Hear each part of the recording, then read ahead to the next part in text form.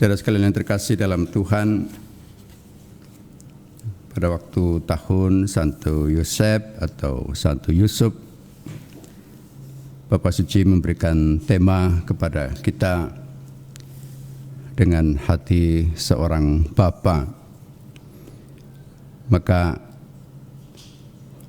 tidak lain dan tidak bukan ketika kita mencoba merenungkan figur Santo Yusuf atau Santo Yosef,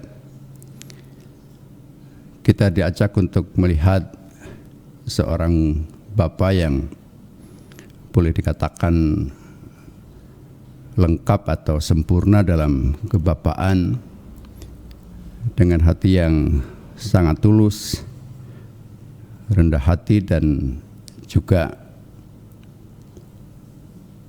bisa disebut tekun dalam segala hal, terutama untuk melaksanakan apa yang menjadi kehendak Allah. Membayangkan figur yang baik atau sempurna sebagai seorang bapa di dalam rumah tangga, mau tidak mau memang kita harus belajar dari Santo Yusuf, melihat ketenangan, melihat ya pasti hati kebapaannya yang lemah lembut, bisa mengajak kita untuk merenung bahwa dia menghadirkan Allah sendiri yang tidak lain adalah Bapa dari kita semua, dan bahwa kita berani memanggil dia sebagai Bapa karena kita berada dalam hakikat yang sama, yaitu hakikat keputraan Yesus Kristus. Santo Yusuf sendiri dinyatakan sebagai keturunan Daud yang barangkali tetap ada yang namanya pemahaman dan pengetahuannya tentang siapa sebetulnya keturunan Daud yang pernah dijanjikan oleh Allah sendiri untuk nanti tampil memimpin bangsa Israel.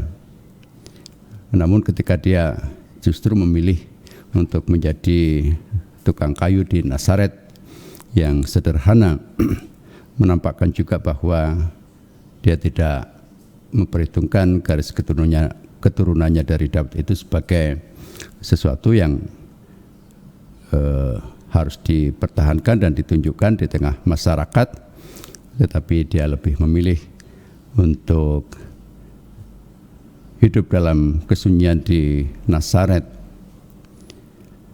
Dan beruntung boleh dikatakan bahwa Yesus anak Allah dalam sisi kemanusiaannya berada dalam dan asuhan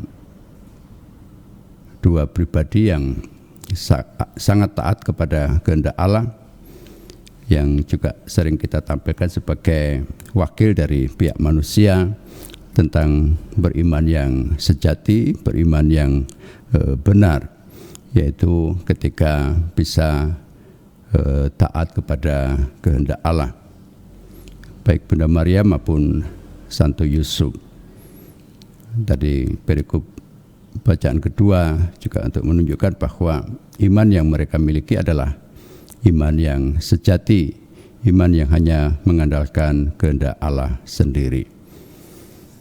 Maka tentu kita bisa mengerti bahwa pada akhirnya anak Allah yang menjadi manusia ditampilkan sebagai justru hamba yang rendah hati, hamba yang murah hati, hamba yang siap menjadi pelayan bagi semua.